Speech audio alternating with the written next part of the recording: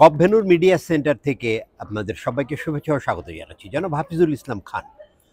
Baku কপকে তো অর্থায়ন কপ হিসেবে আখ্যায়িত করা হচ্ছিল গত এক বছর ধরে, এবং সকলেরই প্রত্যাশা ছিল যে এই কপে অর্থ বিষয়ে, বিশেষ করে জলবায়ু তহবিলে 25 পরবর্তী সময়ের জন্য অর্থায়নের একটা নতুন মাত্রা, যেটাকে আমরা সংক্ষেপে এনসিকিউজি বলছি, এটা চূড়ান্ত করা যাবে। কিন্তু আজ সকাল পর্যন্ত যে খসড়া বেরিয়েছে তাতে কোনো পরিমাণ নির্ধারণ করা যায়নি। দাবি যদিও $1.3 ট্রিলিয়ন।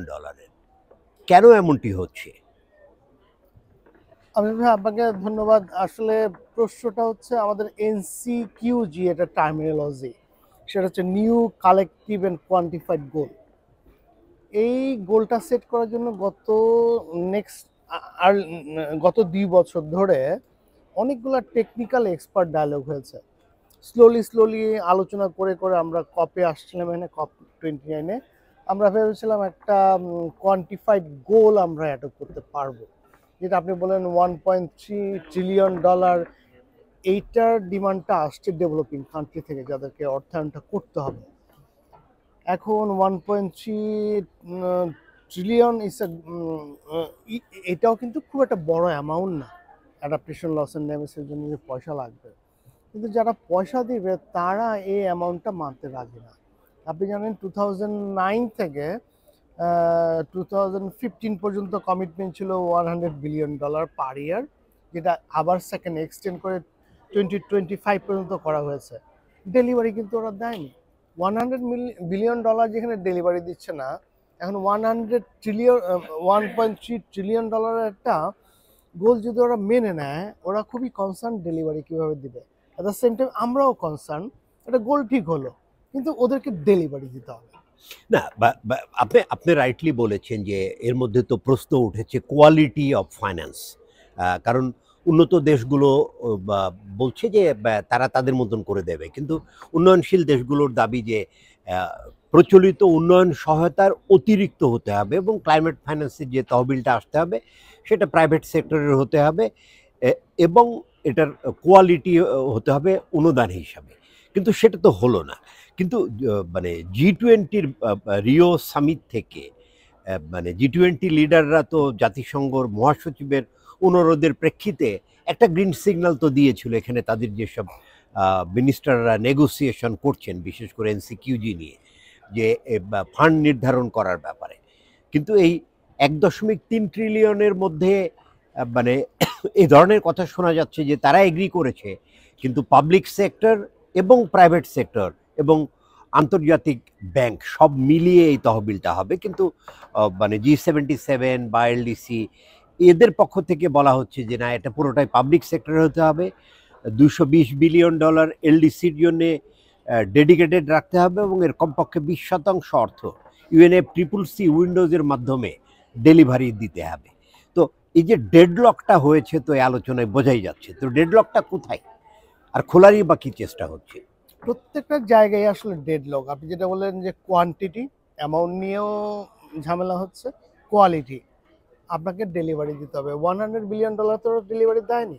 আপনি বললেন এই climate finance should be new, adequate and হচ্ছে additional, new, additional and adequate.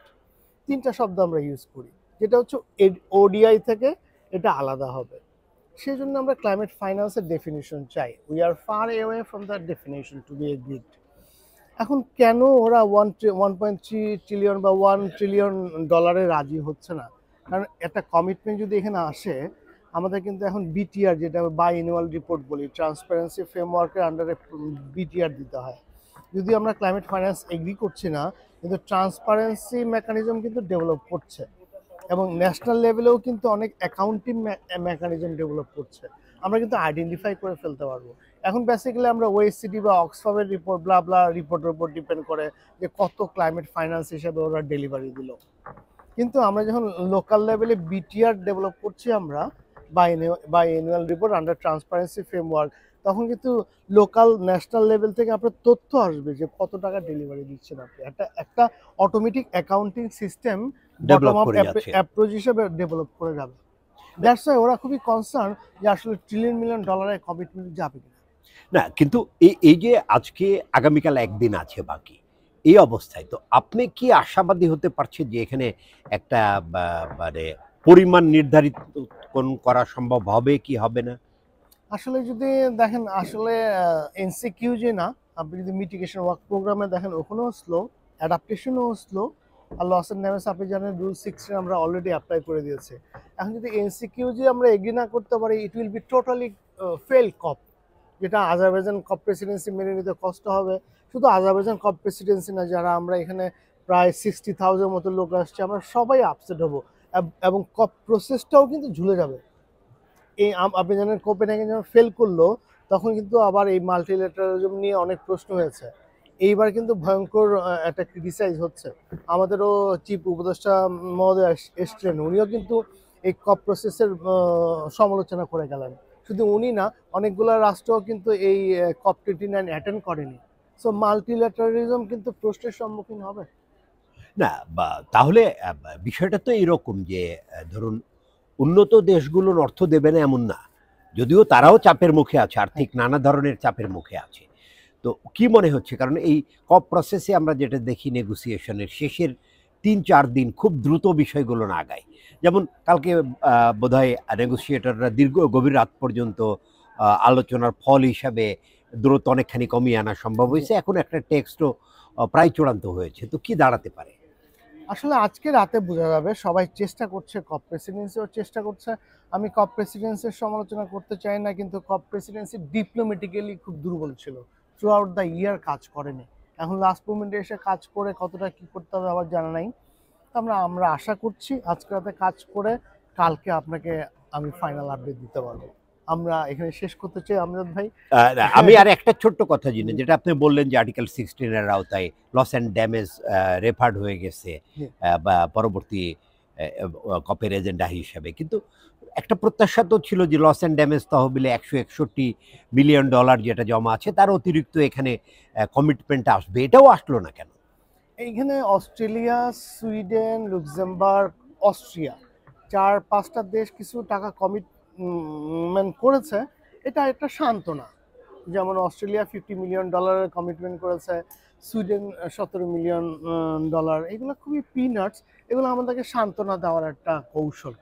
কিন্তু আমাদের এনসিকিউজি এগ্রি করতে হবে। আজকে রাতে আমরা বুঝে যাবো আসলে আদৌ এগ্রি করছে কিনা। তো কালকে আপনার সাথে আবার বসবো, আমি আবারও ডিটেল দিতে চাই। না, ধন্যবাদ জনাব হাফিজুল ইসলাম খান এনার্জি অ্যান্ড পাওয়ারকে সময় দেওয়ার জন্য। আপনাকে ধন্যবাদ।